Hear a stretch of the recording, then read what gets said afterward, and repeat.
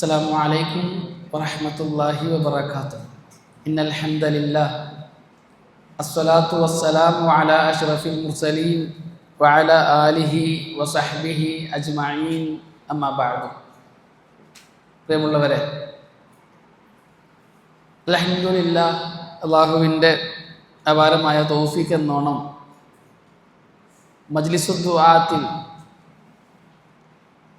നാം ഇപ്രാവശ്യം നിശ്ചയിച്ച വിഷയം ഹദീസുമായി ബന്ധപ്പെട്ട വിഷയങ്ങളാണ്. ഇങ്ങനെയൊരു വിഷയം നമ്മളിവിടെ തീരുമാനിക്കാനുള്ള കാരണം നമുക്കൊക്കെ അറിയുന്നത് പോലെ തന്നെ നമ്മുടെ നാടുകളിൽ ഹദീസിനെ ചോദ്യം ചെയ്യുന്ന നിലക്ക്, അല്ലെങ്കിൽ ഹദീസുകളെ സംശയത്തിൻ്റെ മേൽ നിർത്തുന്ന നിലക്ക് പല വ്യക്തികളും ഇന്ന് രംഗത്ത് വന്നുകൊണ്ടിരിക്കുകയാണ്. പഴയകാലം മുതലേ നമ്മുടെ നാട്ടിൽ ഹദീസിൻ്റെ നിഷേധം ഉടലെടുത്തിട്ടുണ്ട് എങ്കിലും CN അഹ്മദ് മൗലവി എന്ന് പറയുന്ന ആളാണ് ആദ്യമായി ഹദീസ് നിഷേധം കേരളത്തിൽ കൊണ്ടുവരുന്നത്.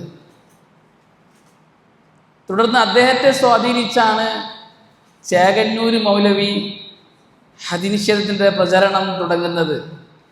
പിന്നീട് അദ്ദേഹം ഖുർആൻ സുന്നത്ത് സൊസൈറ്റി എന്ന് പറയുന്ന ഒരു വലിയ പ്രസ്ഥാനം തുടങ്ങുകയൊക്കെ ചെയ്തത്. ആദ്യമായി ചിന്ത കേരളത്തിൽ കൊണ്ടുവരുന്നത് CN അഹ്മദ് മൗലവിയാണ്. CN അഹ്മദ് മൗലവി പഴയകാല മുജാഹിദ് പ്രസ്ഥാനത്തിൻ്റെ നേതാക്കന്മാരിൽ ഒരാളാണ്. കേരള ജദ്വത്തുൽ മുജാഹിദീൻ്റെ പ്രമുഖരിൽ ഒരാളാണ് CN അഹ്മദ് മൗലവി. അദ്ദേഹം പണ്ഡിതനാണ്. ഒരു കൃഷിയൊക്കെ ചെയ്ത് ജീവിക്കുന്ന ഒരു ചെറിയ കുടുംബത്തിൽ ജനിച്ചു വളർന്ന ആളാണെങ്കിൽ പിന്നീട് പഠിച്ച് വലിയ നിലയിലെത്തി. 1905 അദ്ദേഹം ജനിക്കുന്നത്. 1993 അദ്ദേഹം മരണപ്പെടുകയും ചെയ്തു. അദ്ദേഹം നല്ലൊരു പണ്ഡിതനാണ്, എഴുത്തുകാരനാണ്. CN അഹ്മദ് മൗലവി മലപ്പുറം ജില്ലക്കാരനാണ്. മലപ്പുറം ജില്ലയിലെ വേങ്ങര എന്ന് പറയുന്ന നാട്ടിലെ അതിൻ്റെ സമീപ പ്രദേശമായ ചേരൂരിനടുത്താണ് അദ്ദേഹം ജീവിച്ചത്. ചേരൂരുകാരനാണ് അദ്ദേഹം. വാഴക്കാട് വിശ്വപ്രസിദ്ധമായ ഒരു സ്ഥാപനമുണ്ട്, ദാറുൽ ഉലൂം അറബിക് കോളേജ്. അവിടെയാണ് അദ്ദേഹം പഠിച്ചത്. പിന്നീട് വർഷങ്ങൾക്ക് ശേഷം അവിടെ തന്നെ അധ്യാപകനായി സേവനം അനുഷ്ഠിക്കുകയും ചെയ്തിട്ടുണ്ട്. പിന്നീട് അദ്ദേഹത്തിൻ്റെ ആസ്ഥാനം അദ്ദേഹം കോഴിക്കോടേക്ക് മാറ്റുകയാണ് ഉണ്ടായത്. അദ്ദേഹം മരണപ്പെടുന്നത് അദ്ദേഹത്തിൻ്റെ മകളുടെ വീടായ കൊച്ചിയിലാണ്. ആദ്യകാലത്തെ സജീവ പ്രവർത്തകനായിരുന്ന CN അഹ്മദ് മൗലവി അദ്ദേഹത്തിൻ്റെ വയസ്സ് ഒരു 35 കഴിഞ്ഞതിന് ശേഷം, അപ്പോഴാണ് അദ്ദേഹത്തിന് ഈ ഹദീസ് നിഷേധം ചിന്ത ഉടലെടുക്കുന്നത്. അദ്ദേഹം 1945-50 കാലഘട്ടങ്ങളിലാണ് ഖുർആൻ പരിഭാഷ നടത്തുന്നത്. കേരളത്തിൽ ആദ്യമായി ഖുർആൻ പരിഭാഷ ചെയ്ത വ്യക്തിയാണ് CN അഹ്മദ് മൗലവി. ഖുർആനിനെ മലയാളത്തിലേക്ക് വിവർത്തനം ചെയ്ത ആദ്യത്തെ വ്യക്തിയാണ് CN അഹ്മദ് മൗലവി. അദ്ദേഹം ഖുർആൻ പഠിക്കുമ്പോൾ അദ്ദേഹത്തിൻ്റെ ചിന്തയിൽ വന്നു, പല ഹദീസുകളും ഖുർആനെതിരാണ്, ശരിയാവില്ല, ഇപ്പം ഹദീസുകളെ മാറ്റണം എന്ന ചിന്ത ഉടലെടുത്തു. അങ്ങനെ ആ ചിന്ത അദ്ദേഹത്തിൻ്റെ ലേഖനങ്ങളിലൊക്കെ എഴുതാൻ തുടങ്ങി. അദ്ദേഹത്തിന് അൽ ബയാൻ എന്ന് പറയുന്ന ഒരു മാസികയൊക്കെ ഉണ്ട്. മാസികയാണോ ദൈവാരികയാണോ ആഴ്ചപ്പതിപ്പാണെന്നറിയില്ല. അൽ ബയാൻ എന്ന് പറയുന്ന പേരിൽ അദ്ദേഹം ലേഖനങ്ങൾ എഴുതുമായിരുന്നു. അദ്ദേഹത്തിൻ്റെ ചിന്തകളൊക്കെ അദ്ദേഹം അവതരിപ്പിക്കുമായിരുന്നു. അപ്പോൾ CN അഹ്മദ് മൗലവി സമൂഹത്തെ പഠിപ്പിക്കാൻ ശ്രമിച്ചത് എല്ലാ ഹദീസുകളും സ്വീകരിക്കാൻ പറ്റൂല. അദ്ദേഹത്തിൻ്റെ ആദ്യ വാദം അതായിരുന്നു, എല്ലാ ഹദീസുകളും സ്വീകരിക്കാൻ പറ്റൂല, ഹദീസുകളെ പരിശോധിച്ച് നോക്കണം. എന്നിട്ട് ഖുർആനിനോട് യോജിക്കുന്ന, ബുദ്ധിക്ക് യോജിക്കുന്ന ഹദീസുകളെ എടുക്കാൻ പറ്റുള്ളൂ. ഖുർആനിനോ ശാസ്ത്രത്തിനോ ശാസ്ത്ര സത്യങ്ങൾക്കോ ബുദ്ധിക്കോ എതിരാകുന്ന ഹദീസുകളെ തള്ളണം. ഇതാണ് CN അഹമ്മദ് മൗലവിയുടെ വാദം. ഈ വാദം അദ്ദേഹം തുറന്നു പറഞ്ഞപ്പോൾ കേരള നദ്വത്തുൽ മുജാഹിദീൻ നിന്നും അദ്ദേഹത്തെ പുറത്താക്കി. കാരണം KNMകാരുടെ അന്നത്തെ പണ്ഡിതന്മാരുടെ നിലപാട് ഖുർആൻ പോലെ ഹദീസും പ്രമാണമാണ് എന്നതായിരുന്നു. അപ്പോൾ ഖുർആൻ മാത്രമാണ് പ്രമാണം എന്നല്ല സേം മൗലവി വാദിച്ചത്. ഖുർആനും ഹദീസും പ്രമാണം തന്നെയാണ്. പക്ഷെ ഹദീസ് എല്ലാം എടുക്കാൻ പറ്റൂല. ബുദ്ധിക്ക് യോജിക്കാത്ത ഹദീസുകൾ തള്ളണം. ഖുർആനെതിരായ ഹദീസുകളുണ്ട്, അവയും തള്ളണം. ശാസ്ത്ര സത്യങ്ങൾക്കെതിരായ ഹദീസുകളൊക്കെ തള്ളണം. അങ്ങനെ അദ്ദേഹത്തെ KNMൽ നിന്നും പുറത്താക്കി. അദ്ദേഹം സ്വന്തമായി നിലപാടുകൾ സ്വീകരിച്ചു എഴുതി. അങ്ങനെ അദ്ദേഹത്തെ സ്വാധീനിച്ച് പിന്നീട് ചില വ്യക്തിത്വങ്ങൾ ഉണ്ടായി. അങ്ങനെയാണ് ചേകന്നൂർ മൗലവി ഉണ്ടാകുന്നത്. ചേകന്നൂർ മൗലവിയും മലപ്പുറക്കാരനാണ്. മലപ്പുറത്തുള്ള പൊന്നാനിക്കടുത്തുള്ള ഒരു സ്ഥലത്ത് ചേകന്നൂർ എന്ന് പറയുന്ന നാട്ടിലാണ് അദ്ദേഹം ജീവിച്ചത്. ചേകന്നൂർ മൗലവിക്ക് ഹദീശയത്തിന് പ്രചോദനമേകിയത് CN മൗലവിയുടെ സംസാരങ്ങളും എഴുത്തുകളുമാണ്. എന്നാൽ ചേകന്നൂർ മൗലവി CN അഹമ്മദ് മൗലവിയെ കടത്തിവെട്ടി. ചേകന്നൂർ മൗലവി വാദിച്ചു ഖുർആൻ മാത്രമാണ് പ്രമാണം, ഹദീസ് പറ്റേയില്ല, ഹദീസ് പ്രമാണമേ അല്ല. ചേകന്നൂർ മൗലവിയും KNM എന്ന് പറയുന്ന കേരള നദ്വത്തുൽ മുജാഹിദീൻ്റെ പ്രവർത്തകനായിരുന്നു, സജീവ പ്രവർത്തകനായിരുന്നു. ജാമിയ നദ്വിയ എടവണ്ണയിലുള്ള KNMൻ്റെ സ്ഥാപനത്തിൽ അദ്ദേഹം ഒരുപാട് കാലം പഠിപ്പിച്ചിട്ടുണ്ട്, ഉസ്താദായിട്ട് പഠിപ്പിച്ചിട്ടുണ്ട്. അങ്ങനെ ചേകന്നൂർ മൗലവിക്കെതിരെയും KNM നിലപാട് സ്വീകരിച്ചു. ഹദീസ് നിഷേധിക്കുന്ന ആളെ സംഘടന സ്വീകരിക്കില്ല എന്ന് പറഞ്ഞ് അദ്ദേഹത്തെ മാറ്റി നിർത്തി, അദ്ദേഹത്തെ ഒറ്റപ്പെടുത്തി. അങ്ങനെ KNM വിട്ട് അദ്ദേഹവും പോയി. അങ്ങനെയാണ് അദ്ദേഹം ഖുർആൻ സുന്നത്ത് സൊസൈറ്റി എന്ന് പറയുന്ന ഒരു പ്രസ്ഥാനം രൂപീകരിച്ചത്. CN അഹമ്മദ് മൗലവി ഹദീസ് പ്രമാണമല്ല എന്ന് പറഞ്ഞിട്ടില്ല. എന്നാൽ ചേകന്നൂർ മൗലവി CN അഹമ്മദ് മൗലവിയെ സ്വാധീനിച്ച് രംഗത്ത് വന്ന് സുന്നത്ത് പ്രമാണമേ അല്ല, ഹദീസ് പ്രമാണമേ അല്ല എന്ന് പറഞ്ഞു. CN അഹമ്മദ് മൗലവി 1993 ഒരു ഏപ്രിൽ മാസത്തിലാണ് മരണപ്പെടുന്നത്. അദ്ദേഹം വാർദ്ധക്യാവസ്ഥയിൽ മരിച്ചതാണ്. മകളുടെ വീട്ടിൽ വെച്ചാണ് മരിക്കുന്നത്. അതേ വർഷം തന്നെയാണ് ചേകന്നൂർ മൗലവിയും മരണപ്പെടുന്നത്. 1993 ജൂലൈയിലാണ് ചേകന്നൂർ മൗലവി മരണപ്പെടുന്നത്. ചേകന്നൂർ മൗലവി കൊല്ലപ്പെടുകയാണ് ഉണ്ടായത് എന്നാണ് പോലീസിൻ്റെ നിഗമനം. ഒരിക്കൽ രാത്രിയിൽ 2 പേർ ഒരു കാറിൽ വന്ന് ചേകന്നൂർ മൗലവിയോടൊരു പ്രഭാഷണം കൊണ്ട് വരണമെന്ന് പറഞ്ഞ് കാറിൽ കയറ്റിക്കൊണ്ടുപോയതാണ്. പിന്നീട് അദ്ദേഹം തിരിച്ചു വന്നിട്ടില്ല. അദ്ദേഹത്തെ കാണാതായി എന്നൊരു വാർത്തയായിരുന്നു പ്രചരിച്ചിരുന്നത്. പിന്നീട് ലോക്കൽ പോലീസ് അന്വേഷിച്ചു, ഒരു വിവരമില്ല. ക്രൈംബ്രാഞ്ച് അന്വേഷിച്ചു, വിവരമില്ല. അങ്ങനെ CBI അന്വേഷണം ഏറ്റെടുത്തു. എന്നിട്ടും ഒരു വിവരം കിട്ടിയില്ല. CBI അവസാനം ചേകന്നൂർ മൗലവി കൊല്ലപ്പെട്ടതാണ് എന്ന നിഗമനത്തിലെത്തുകയാണ് ഉണ്ടായത്. ഇന്നും കൊന്നതാര് എന്നത് തെളിഞ്ഞിട്ടില്ല. പലരും പലരെയും ആരോപിക്കാറൊക്കെ ഉണ്ട്. ചില പ്രസ്ഥാനത്തിലെ ചില നേതാക്കന്മാരെയൊക്കെ ചിലരും ചൂണ്ടിക്കാട്ടാറുണ്ട്. പക്ഷേ പോലീസിൻ്റെ അന്വേഷണത്തിൽ തെളിഞ്ഞിട്ടില്ല. CBI വരെ അന്വേഷിച്ചിട്ടും കൊല്ലപ്പെട്ടതാണ് എന്ന് സ്ഥിരീകരിച്ചു എന്നല്ലാതെ ആര് കൊന്നു, എവിടെ കൊന്നു, എങ്ങനെ കൊന്നു എന്നൊന്നും സ്ഥിരപ്പെട്ടിട്ടില്ല. CN അഹമ്മദ് മൗലവിയെ സ്വാധീനിച്ചുണ്ടായ മറ്റൊരു വ്യക്തിയാണ് ചക്കരക്കോട് അബ്ദുള്ള എന്ന് പറയുന്ന വ്യക്തി.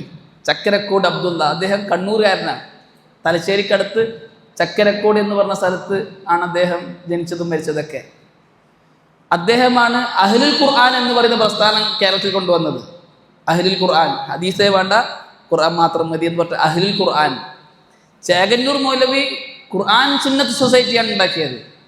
എന്നിട്ട് ഹദീസിൻ്റെ നിഷേധികളെ അദ്ദേഹം വാർത്തെടുത്തു.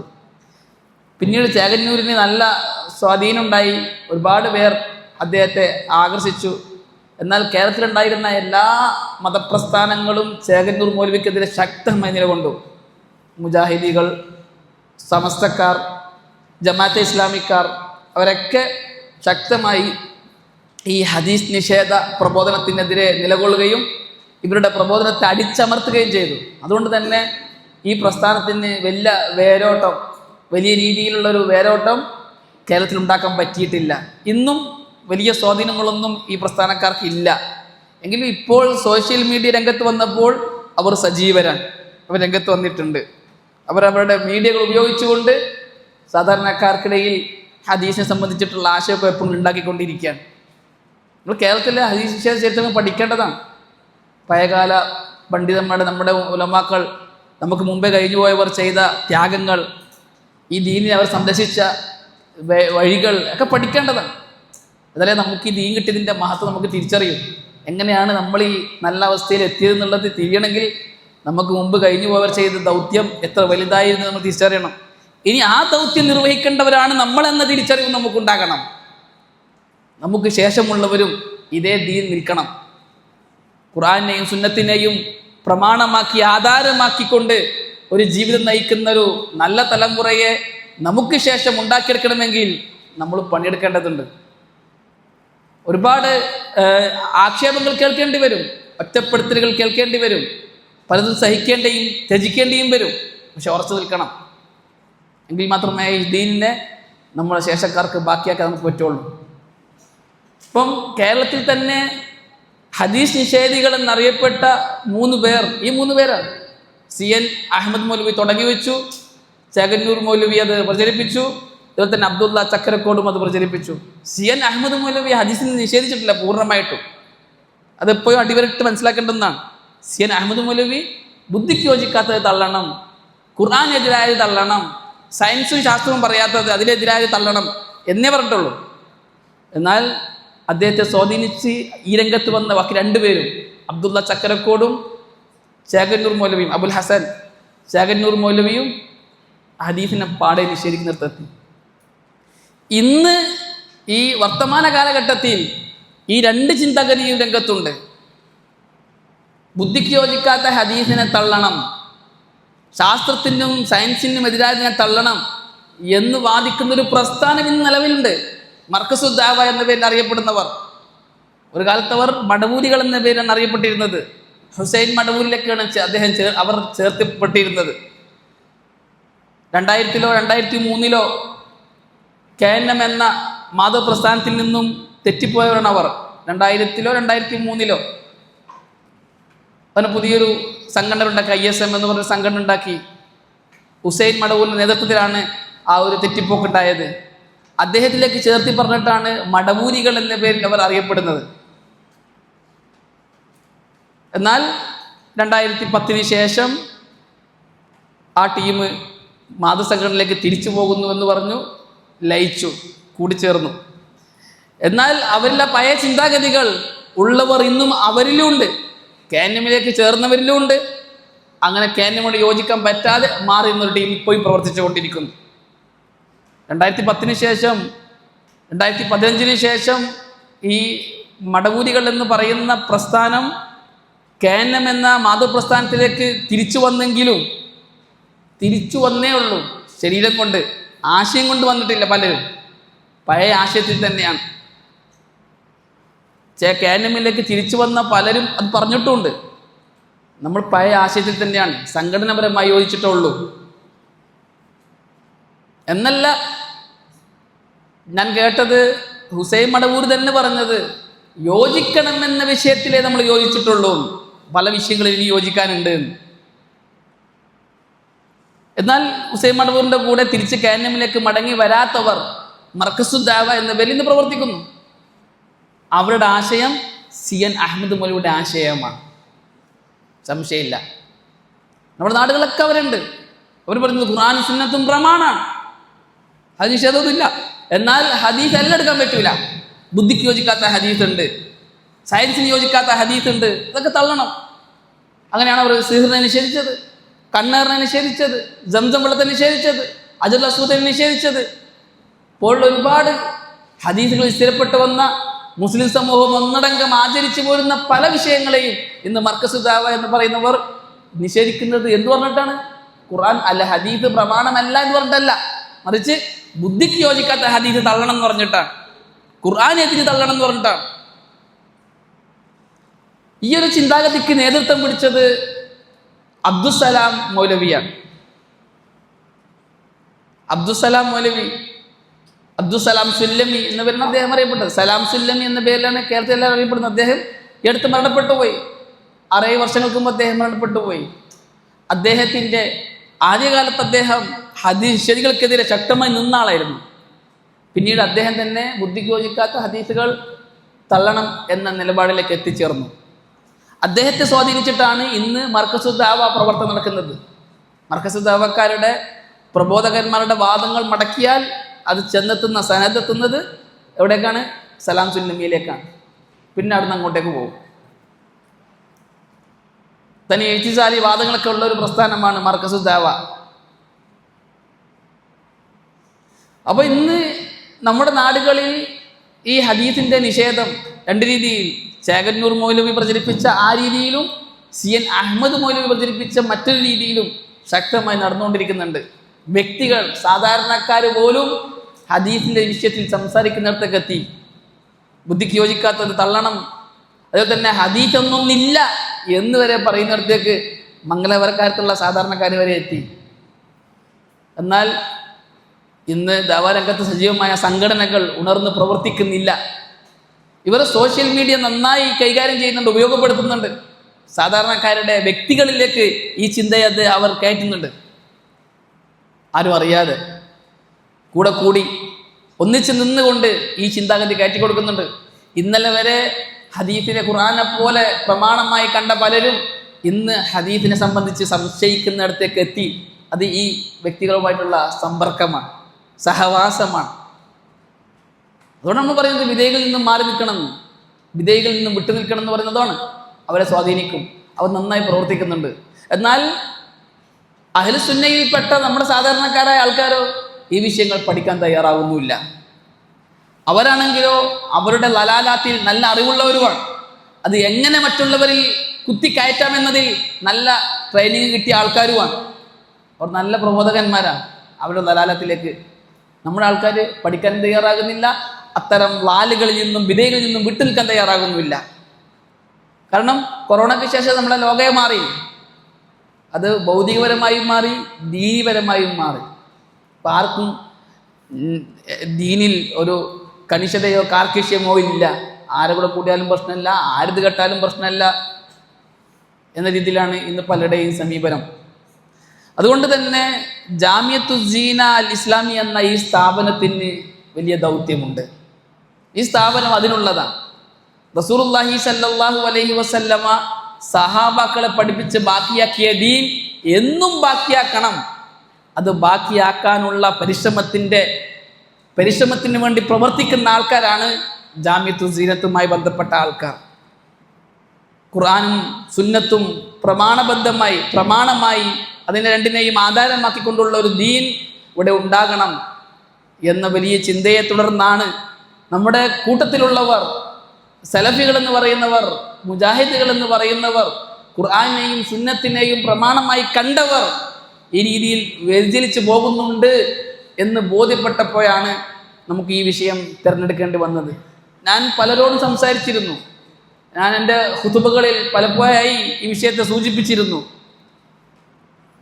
ഉള്ളാളം സൽസബീൽ, മസ്ജിദ് സൽസബീൽ പല ഖുതുബകളിലും നമ്മുടെ കൂട്ടത്തിൽ ഇങ്ങനത്തെ ആൾക്കാരുണ്ട്, ബുദ്ധിക്ക് യോജിക്കാത്ത ഹദീസുകൾ തള്ളുന്നവരുണ്ട് എന്ന് ആവർത്തിച്ച് പറഞ്ഞിരുന്നു, ബോധവൽക്കരണം നടത്തിയിരുന്നു.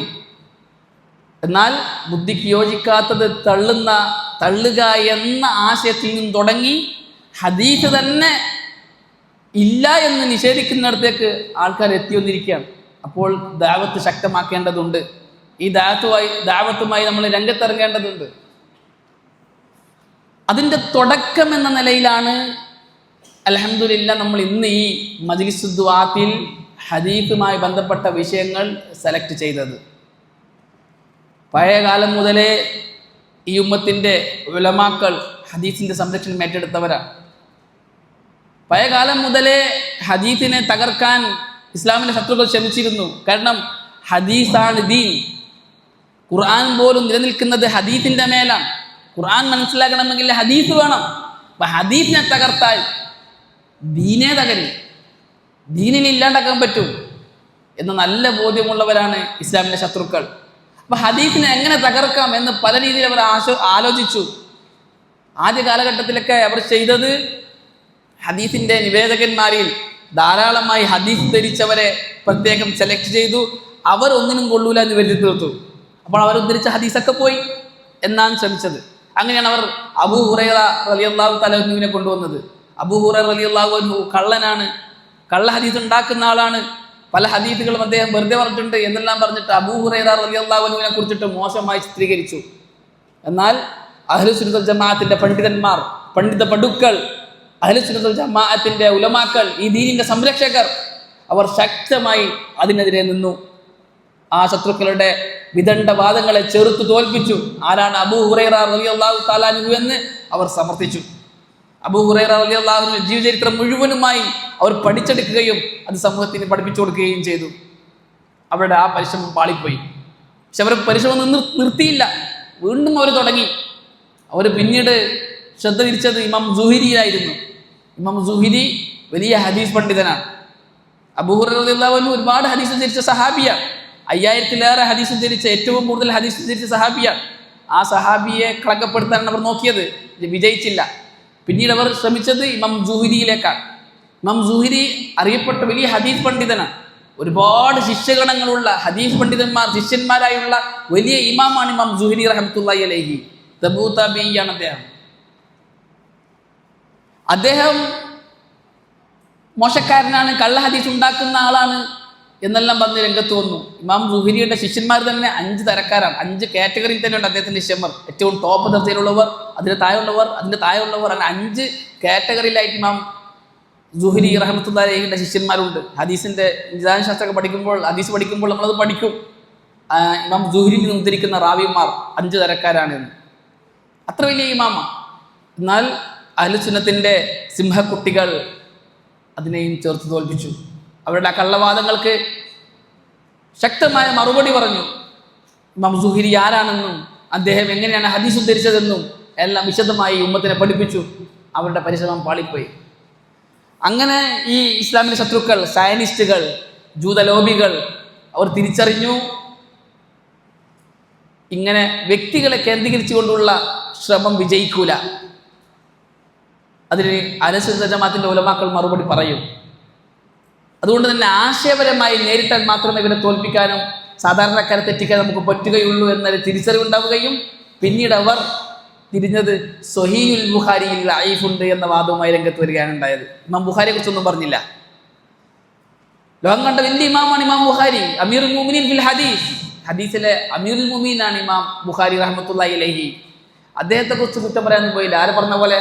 ഇമാം സുഹരിയെ പറഞ്ഞതുപോലെയോ അബൂ ഹുറൈറ റളിയല്ലാഹു തആല പറഞ്ഞതുപോലെയോ ഇമാം ബുഖാരിയെ പറയാൻ പോയില്ല. മറിച്ച് ഇമാം ബുഖാരി ക്രോഡീകരിച്ച സഹീഹിൽ ലഈഫുണ്ട്, ബുദ്ധിക്ക് യോജിക്കാത്ത ഹദീസുണ്ട് എന്ന വാദവുമായി രംഗത്ത് വന്നു.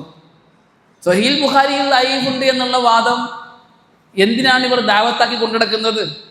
ഇന്ന് മർക്കസ് ദാവക്കാർ വരെ ഈ ഒരു വാദം കൊണ്ട് നടക്കാണ്. സഹീൽ ബുഖാരിയിൽ ലഈഫുണ്ട്, ബുദ്ധിക്ക് യോജിക്കാത്ത ഹദീസുണ്ട്, സഹീൽ ബുഖാരിയിൽ തള്ളേണ്ട ഹദീസുണ്ട്. സലാം സുല്ലമി 1997 മറ്റോ പ്രസിദ്ധീകരിച്ച, ജമാഅത്ത് ഇസ്ലാമിക്ക് പ്രസിദ്ധീകരിച്ച ഹദീസ് പതിപ്പിൽ ഒരു ലേഖനം കൊടുത്തിന്. ആ ലേഖനത്തിൽ അദ്ദേഹം ഞാൻ സഹീൽ ബുഖാരിയിലെ 14 ഹദീസ് ലഈഫാക്കിയിട്ടുണ്ട്, ഞാൻ ലഈഫാക്കിയിട്ടുണ്ട്. സഹീൽ ബുഖാരിയിൽ ലഈഫുണ്ട് എന്ന വാദം ഒരു പ്രബോധന വാദമായി കൊണ്ടുവരുന്നതിൻ്റെ അർത്ഥം എന്താ? സഹീൽ ബുഖാരിയിൽ ലഈഫുണ്ട് എന്ന് പഠിപ്പിക്കലാണോ? അല്ല.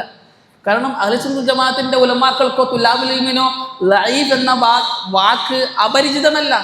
ചെറിയ വിദ്യാർത്ഥികൾക്ക് പോലും അറിയും ലഈഫ് എന്താണ്. നമ്മൾ പറയുന്നത് സുനൻ അബീ ദാവൂദിൽ ലഈഫുണ്ട്, ലഈഫ് ഉണ്ടാക്കാൻ പാടില്ല എന്ന് നമ്മൾ പറഞ്ഞിട്ടില്ല. സുനൻ തിർമിദിയിൽ ലഈഫുണ്ട്, സുനൻ നസായിൽ ലഈഫുണ്ട്, സുനൻ ഇബ്നു മാജയിൽ ലഈഫുണ്ട് എന്നല്ല. സ്വഹീഹ് ഇബ്നു ഖുസൈമയിൽ ലഈഫുണ്ട്, സ്വഹീഹ് ഇബ്നു ഹിബ്ബാനിൽ ലഈഫുണ്ട്, മുസ്തദറക് ഹാക്കിമിൽ ലഈഫുണ്ട്, മുസ്നദ് അഹ്മദിൽ ലഈഫുണ്ട്, സുനൻ ദാരിമിൽ ലഈഫുണ്ട്, മുസന്നഫ് അബ്ദുർ റസാഖിൽ ലഈഫുണ്ട്. ഇതൊക്കെ ഹദീസ് ബന്ധങ്ങളാണ്. ഇതിലൊക്കെ ലഈഫുണ്ട്. എന്താ ഇതിലൊക്കെ ലഈഫുണ്ട് എന്ന് ഇവർ പറഞ്ഞു നടക്കാത്ത? വെറും ബുഖാരിയിൽ ലഈഫുണ്ട് എന്ന് മാത്രം പറഞ്ഞു നടക്കുന്നു. ഇവരുടെ ഉദ്ദേശം ലൈഫ് ഉണ്ട് എന്ന് പഠിപ്പിക്കലല്ല, മറിച്ച് ലോക മുസ്ലിമീങ്ങൾ ഏകാഭിപ്രായക്കാരാണ്. സ്വഹീഹുൽ ബുഖാരിയിലെയും സ്വഹീഹ് മുസ്ലിമിലെയും ഹദീസുകളെല്ലാം സ്വഹീഹാണ്, എല്ലാം സ്വീകാര്യമാണ്. ആ ഒരു വിശ്വാസത്തെ തകർക്കുക എന്നതാണ്. ഹദീസിന്റെ പ്രാധാന്യത്തെ, ബഹുമാനത്തെ മുസ്ലിം ഉമ്മത്തിന്റെ മനസ്സിൽ നിന്നും ഇല്ലാണ്ടാക്കുക എന്നുള്ളതാണ് ഇവരുടെ ഈ ശ്രമം. കേൾക്കും സ്വഹീഹുൽ ബുഖാരി ലൈഫുണ്ട്, ചെറിയ വാചകല്ലേ? അല്ല, ഇതിനുള്ളിലവർ വലിയൊരു കുതന്ത്രം മറച്ചു വെക്കുന്നുണ്ട്. ഈ ഉമ്മത്തിന്റെ ഹൃദയത്തിൽ നിന്നും ഹദീസിനോടുള്ള മഹത്വം ഇല്ലാണ്ടാക്കുക. ഇത്രയും കാലം നമ്മൾ അസഹുൽ കുത്തുബി ബഅദ കിതാബില്ല, അള്ളാഹുവിന്റെ ഗ്രന്ഥത്തിന് ശേഷം ഏറ്റവും സഹീഹായ ഗ്രന്ഥം സ്വഹീഹുൽ ബുഖാരിയാണെന്ന് പറഞ്ഞ ആ ഗ്രന്ഥം, അതിൽ വരെ ബുദ്ധിക്ക് യോജിക്കാത്തതും ദുർബലമായതുമുണ്ട് എന്ന് പറയുമ്പോൾ ഇതാണ് ഹദീസിന്റെ അവസ്ഥ എന്നിടത്തേക്ക് ഉമ്മത്തിന് എത്തിക്കാൻ വേണ്ടിയിട്ടാണ്. അല്ലെങ്കിൽ സാധാരണക്കാരായ ആൾക്കാർക്ക് ലൈഫ് ഉണ്ടെന്ന് പറഞ്ഞാൽ തിരിയോ? ഇല്ല. ഇത് മർക്കസ് ദഅവക്കാരുടെ ഇന്നത്തെ ഒരു പ്രബോധന വിഷയമാണ്. സ്വഹീഹുൽ ബുഖാരിയിൽ ലൈഫ് ഉണ്ട്. ഞാൻ ചോദിച്ചിരുന്നു മർക്കസ് ദഅവയിൽപ്പെട്ട ചിലരോട്, സ്വഹീഹുൽ ബുഖാരിയിൽ മാത്രം ഉണ്ടെന്ന് പറയല്ലേ? മുസ്ലിമിലുണ്ട്, അബൂദാവൂദിലുണ്ട്, തിർമിദിയിലുണ്ട്, നസായിലുണ്ടൊക്കെ പറയും. അത് പറയാത്ത നിങ്ങള് വെറും സ്വഹീഹുൽ ബുഖാരിയിൽ ലൈഫ് ഉണ്ടെന്ന് പറയുന്നത് എന്തിനാ? ജൂതന്മാരുടെ തന്ത്രം ഇവർ നടപ്പിലാക്കി കൊടുക്കുകയാണ്. ജൂതന്മാർ എന്താണോ ആഗ്രഹിച്ചത്, സയനിസ്റ്റുകളും ഓറിയന്റലിസ്റ്റുകളും എന്താണോ ആഗ്രഹിച്ചത്, കൊതിച്ചത്, അത് ഇന്ന് ഈ ഉമ്മത്തിന്റെ ഉള്ളിലുള്ളവർ സാധിപ്പിച്ചു കൊടുക്കുകയാണ്. അതുകൊണ്ട് തന്നെ അവർക്കെതിരെ ചേർത്ത് നിൽക്കുക എന്നുള്ളത് അനിവാര്യമായ കാര്യമാണ്, വളരെ ഗൗരവമുള്ള കാര്യമാണ്. അതുകൊണ്ടാണ് ജാമിഅത്തുൽ സീന അൽ ഇസ്ലാമിയ എന്ന ഈ കൊച്ചു സ്ഥാപനം ഈ ഉത്തരവാദിത്തം ഏറ്റെടുത്തത്. ഈ സ്ഥാപനത്തിലെ ഉസ്താദുമാരും വിദ്യാർത്ഥികളും ഈ ദൗത്യം ഏറ്റെടുത്തത് ഹദീസിന്റെ സംരക്ഷണം എന്ന അഹ്ലുസ് സുന്നത്തുൽ ജമാഅത്തിന്റെ ഉലമാക്കൾ താബികളുടെ കാലം മുതലേ ചെയ്തു വന്ന ആ ദൗത്യത്തിന്റെ തുടർച്ചയെന്നോണമാണ്. ഹദീസിന്റെ നിഷേധികളെ നിലനിൽക്കാൻ നമ്മൾ അനുവദിക്കുകയില്ല. ഈ ഉമ്മത്തിന്റെ ഹൃദയത്തിൽ നിന്നും ഈമാൻ എടുത്തു കളഞ്ഞ്, ഹദീസിനുള്ള ബഹുമാനം എടുത്തു കളഞ്ഞ് വെറും ചവറുകളാക്കി, വേസ്റ്റുകളാക്കി ഇസ്ലാമിൽ നിന്ന് പുറത്താക്കുന്ന പ്രവണതയെ നമ്മൾ ചെറുത്ത് തോൽപ്പിക്കുക തന്നെ ചെയ്യും. നമ്മുടെ ദൗത്യമാണ്, ഉത്തരവാദിത്തമാണ്. ആ ഉത്തരവാദിത്തത്തിന്റെ തുടക്കം എന്ന നിലയിൽ ഒരു ചെറിയ പരിപാടി സംഘടിപ്പിച്ചതാണ് ഇന്നത്തെ ഈ മജ്ലിസ് ദുആത്ത്. ഇൻഷാ അല്ലാഹ് തുടർന്ന് അങ്ങോട്ടേക്ക് നമ്മുടെ സ്ഥാപനത്തിലും ഇതുപോലുള്ള ഹദീസിന്റെ ക്ലാസ്സുകൾ ഉണ്ടാകും. പുറത്തേക്കും ദഅവത്തിന്റെ വീതിയിലേക്ക് നമ്മൾ ഇറങ്ങും ഹദീസിന്റെ സംരക്ഷണത്തിന് വേണ്ടിയിട്ട് ഇൻഷാ അല്ലാഹ്. അതുപോലെ തന്നെ അടുത്ത ജൂൺ മുതൽ നമ്മുടെ സ്ഥാപനത്തിൽ കുല്ലിയത്തുൽ ഹദീസ് എന്ന ഒരു പുതിയ സംരംഭം കൂടി തുടങ്ങുകയാണ്. നമ്മുടെ ഈ സ്ഥാപനത്തിൽ 6 വർഷം പഠിച്ച് പൂർത്തിയാക്കിയ വിദ്യാർത്ഥികൾ ഹദീസിൽ തഖസ്സുസിന് വേണ്ടിയിട്ട് മാറിയിരിക്കുകയാണ്. ഒരു സെമ്മിൽ സ്വഹീഹുൽ ബുഖാരി മുഴുവനും പഠിച്ചു തീർക്കും, അടുത്ത സെമ്മിൽ സ്വഹീഹ് മുസ്ലിം മുഴുവനും പഠിച്ചു തീർക്കും. അങ്ങനെ ഓരോ സെമ്മിലായി 6 സെമ്മുകളിലായി 3 വർഷങ്ങളിലായി കുതുബുസ് സിത്ത മുഴുവനും നമ്മുടെ മക്കൾ ഇൻഷാ അല്ലാഹ് പഠിച്ച് പൂർത്തിയാക്കും. അതിൻ്റെ ഷറഹടക്കം സനദൻ വമത്നൻ പൂർണ്ണമായി അവർ പഠിക്കും. അങ്ങനെ വലിയൊരു സംരംഭത്തിന് തുടക്കം കുറിക്കാൻ പോവുകയാണ് ഇൻഷാ അല്ലാഹ്. അതിൻ്റെ ഉദ്ഘാടനം വരുന്ന ഏപ്രിലിൽ ഉണ്ടാകും. അങ്ങനെ ഹദീസിന് സംരക്ഷകരായി, അഖീദയുടെ സംരക്ഷകരായി ഇവിടെ പഠിക്കുന്ന വിദ്യാർത്ഥികളും ഉസ്താദുമാരും മാറണം. അത് വലിയ ഉത്തരവാദിത്തമാണ്. അല്ലാഹു സുബ്ഹാനഹു വ തആല നമുക്കത് നല്ല തൗഫീഖ് നൽകി അനുഗ്രഹിക്കട്ടെ.